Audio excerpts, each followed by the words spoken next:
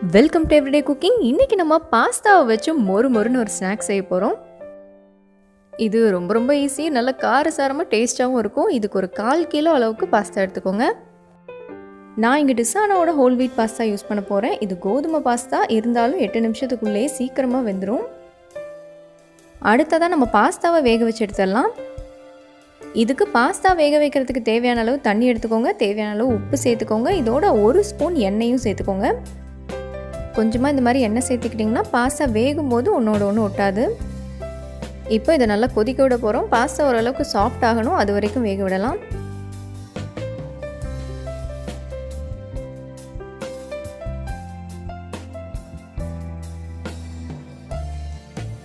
இது இப்போ நல்லா வெந்துருச்சு. பாஸ்தா அவ்வளோ சீக்கிரம் குலையாது, இருந்தாலும் கொஞ்சம் கவனமாக குலையாமல் எடுத்துருங்க.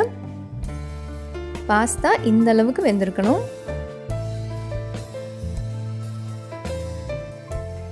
இப்போ பாஸ்தாவை நல்லா தண்ணி இல்லாமல் வடிகட்டிடலாம். வடிகட்டின பாஸ்தாவை ஒரு பாத்திரத்தில் எடுத்துக்கோங்க. இதில் ஒரு பெரிய ஸ்பூன் மைதா, 2 பெரிய ஸ்பூன் கார்ன்ஃப்ளவர், ரெண்டையும் சேர்த்து நல்லா கலந்து விடுங்க. உப்பு நம்ம ஆல்ரெடி பாஸ்தா வேகும்போது சேர்த்துட்டதால இங்கே நான் சேர்க்கலை, வேணும்னா நீங்கள் இங்கே கூட சேர்த்துக்கலாம்.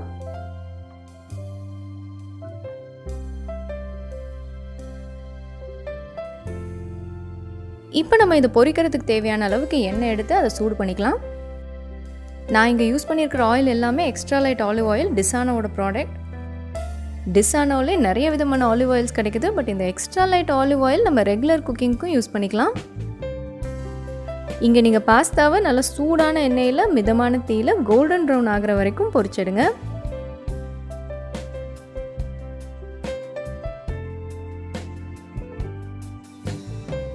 இங்கே நம்ம பாஸ்தா நல்லா ஃப்ரை ஆகிடுச்சு, வெளியே எடுத்துடலாம்.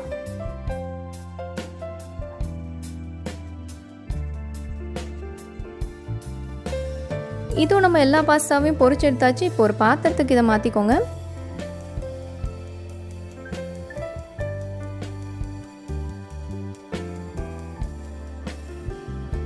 இப்போ ஒரு சின்ன கிண்ணத்தில் 1 ஸ்பூன் மிளகாய்த்தூள், இதோட 1 ஸ்பூன் சாட் மசாலா, தேவையான அளவு உப்பு, இது எல்லாத்தையும் சேர்த்து நல்லா கலந்து விடுங்க.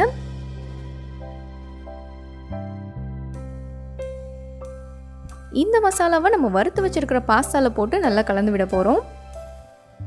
இங்கே உங்களுக்கு காரம் ஜாஸ்தியாக இருக்கிற மாதிரி தெரிஞ்சதுன்னா நீங்கள் மிளகாத்தூளை கம்மி பண்ணிக்கலாம். எப்போவுமே மிளகாத்தூளும் உப்பும் உங்கள் தேவைக்கு ஏற்ற மாதிரி போட்டுக்கணும்.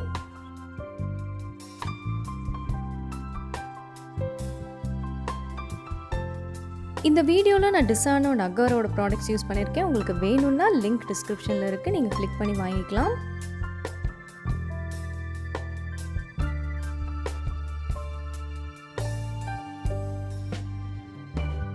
ஸோ இதோ நம்மளோட மொறு பாஸ்தா இங்கே சூப்பராக ரெடி ஆகிடுச்சு. வேறொரு இன்ட்ரெஸ்டிங்கான ரெசிபியோடு உங்களை சந்திக்கிறோம். மறக்காமல் எங்கள் சேனலுக்கு சப்ஸ்கிரைப் பண்ணுங்கள்.